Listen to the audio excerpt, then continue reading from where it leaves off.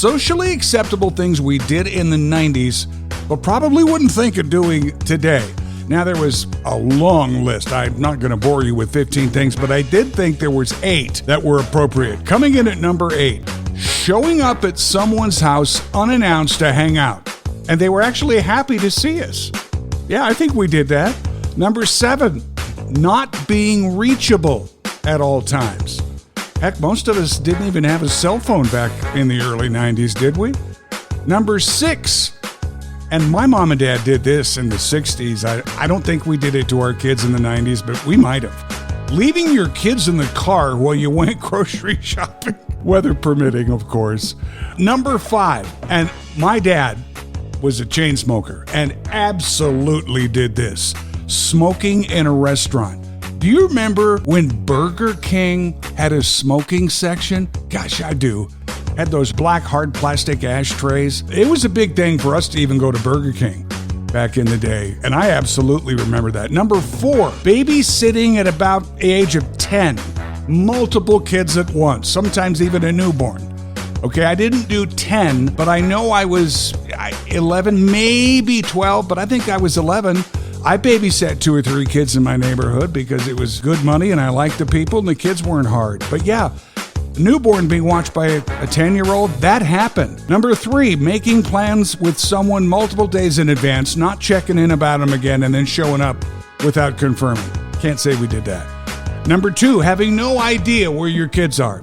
Yeah, that wasn't me. My parents had no idea where I was in the 60s. But the number one thing we did in the 90s that we probably wouldn't do now, I don't know, if I'd had a couple of pops, I might. Mooning people. The frontmen, lead singers from former hit bands like Restless Heart, Larry Stewart, Lone Stars, Richie McDonald, and former Little Texas frontman Tim Rushlow played Mansfield last night. And I caught up with Larry Stewart earlier this week and asked him how the frontman came to be to begin with. Well, I'll tell you.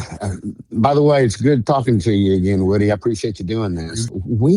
Richie and I, Richie McDonald, the lead singer of Lone Star, were together doing a fundraiser down in Louisiana almost 15 years ago. And we were sitting at the Marriott lobby bar having a cup of coffee before we were to sing our segment of this fundraiser. And he said, man, I got this idea. You know, all these artists are going out and doing things together, like 2 and 3, sharing the stage at a time. I thought if we could get 3 singers of 3 successful bands and go out and call it the front men, wonder what would happen. And they went, I said, I'm in.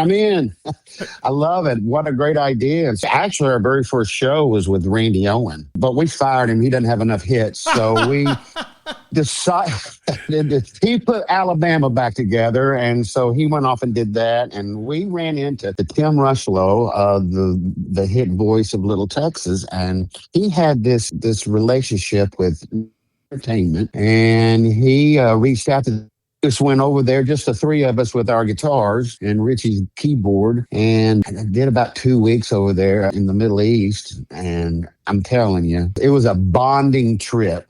And we realized that we enjoyed, singing harmony and singing together and sharing music together on stage. And we kept doing that in the winter times and in the years following when our bands weren't touring. Again, we just kind of bonded, and we then fast forward to COVID, and we're twiddling our thumbs sitting around the house because we're the last ones in the world to go to work, right? Right. You have to gather people. So, we said, man, life is short. I don't know what's going to happen in the near future. The world's gone mad. And let's bring this thing to the States and put a show together and get a bus and band and go on the road. And we did that. It started almost 4 years ago, and we're still doing it. We're going into 2026, looking to do a full rack of shows. Last year we did about 60. We're probably going to do 70 to 75 this year, and we're excited. Talking to Larry Stewart, the great frontman of Restless Heart, here on the Workday Kickoff. Larry, can you hang on just a minute? Yes, sir. The frontmen played Mansfield's Renaissance Theater last night, and earlier this week I caught up with one of them, former Restless Heart frontman Larry Stewart, and asked him how they decide who goes first when you have 3 vocal superstars. I'm the oldest. They do what I tell them to. I got to tell you, you and I are just about the same age, too. You know, it just falls together naturally. We're on the front of the stage together with the band behind us, and we just go up and down the line. We've got 30 number ones between us, and we just go hit after hit after hit. Man, I'm telling you, it's so much fun. I get to sing harmony on Amazed every night. Oh, wow. I mean, the song of the decade, right? Yep. That's just how it works. That's the way we do it. We take turns, and it really works out great. It's like a triple greatest hits album come to life on one stage, isn't it? Well, it really is. I mean, we've got some new music. We've got a new album, Frontmen Live, out there that you can go on your favorite platform and listen to. And we do a few of those. We're just so proud of the new music. But, you know, people want to hear those big hits. And so that's what we deliver. And we deliver them with harmonies and great music around it and a great band behind us. We've got some of the best musicians Nashville ever saw. So it makes it fun. We got stories behind the songs, you know, a little bit. It's